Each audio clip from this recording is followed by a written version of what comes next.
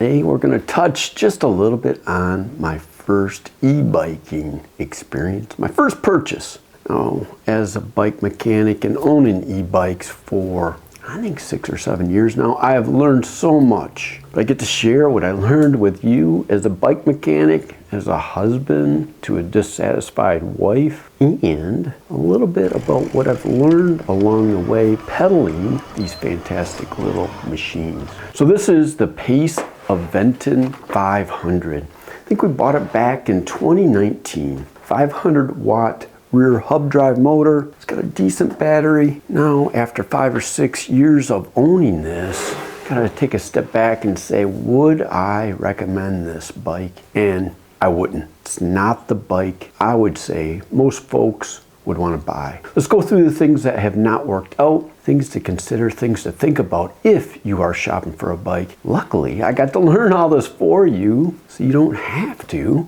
You can kind of take this stuff with you as you go test bikes. Number one thing, test the e-bikes before you buy them. So let's get into it. So back in 2019, I bought this Aventon 500 for my wife. It was our first e-bike, and it helped us get out and ride together. Now, after about 1,300 miles, I can confidently say I wouldn't recommend it. Let me show you why. So to back things up just a little bit, we rented some e-bikes for a weekend in Traverse City, a nice little touristy town here in Michigan. My wife and I had a blast. So later that fall, I bought her this Aventon Pace 500 from a local shop. It was about $1,400, and they carried the brand and offered service.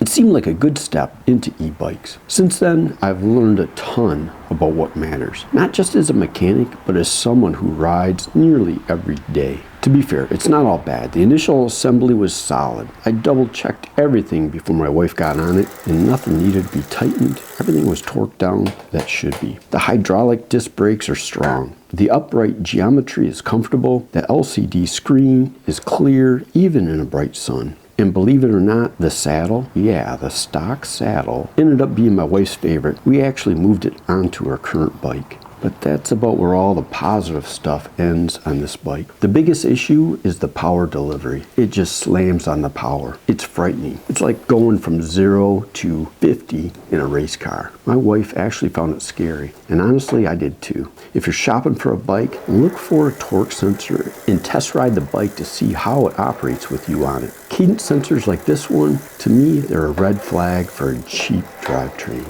This bike is marketed as a comfort cruiser, but it's missing nearly everything to make the bike more comfortable. Suspension, nope. Lights, nope. Water bottle cage, nope. Rack, nope. Fenders, nope. It just doesn't have the things to make it a comfort cruiser. Plus, if you want to add all these things onto the bike at a bike shop, you're going to pay close to $500. Fender set, $70. A rack, $40. A bag, $100. A Suntour seat post that I absolutely love provides that comfort to you, another $100. And then add on easily $150 for labor. Truth is, most folks buying a starter e-bike don't realize they'll spend hundreds more just to really make the bike more comfortable. Alright, one of my little pet peeves, but this should not be happening. I literally have to smack this battery every time to take it out. We like traveling with our bikes, and I don't like keeping the battery in the bike when it's on the rack on the back of the car. Smacking it in order to load the bike up is just a pain. And then storing a bike, if you don't have the room to put it inside, that means taking that battery out and putting it in the house so it doesn't freeze. I don't know what's going on here, but smacking the battery is a problem. So right after we got the bike, at just 80 miles, the bike developed a rattle and a skipping chain issue. I've worked on this for a while to figure out what it is. It's actually that the free hub is failing. The internal pawls, they weren't engaging the way they should. And here's the kicker. It's like a $20 part to replace a free hub on a normal bike. But on these e-bikes, it's a proprietary free hub that's hard to find and expensive to replace. It's probably easier to buy a whole new motor at this point versus trying to change out a $20 item at a cost of about $240. Now the bike has a power cutout problem. Whenever you turn the handlebars or the wires get shook a little bit in the front, the power just cuts out. I've played with this and I think I've isolated it to the main harness where it actually enters the frame. But to fix this, I need a whole new wiring harness. It's not an easily serviceable item. It means a lot of taking things off this bike, and I really wonder if it's even worth it. This bike is supposed to help us ride more, and instead it's collecting dust while I figure out how to fix the wiring that shouldn't have broken in the first place. Now when I bought this, a local shop sold it and serviced Aventon. Guess what?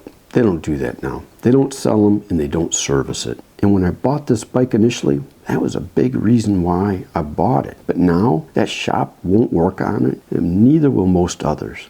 In contacting Aventon directly, it's frustrating at best. Moreover, I've been told to check out the Facebook group instead of getting real support from a real company. I kept this bike around thinking we could loan it to friends, let them try e-biking and get out for a ride. But with that electrical issue, I can't even trust it for a 10-minute cruise. So if you're getting into e-biking, I'm hoping this little review helped. Kind of showed my wife and I what to look for in a bike, and we moved on from this bike.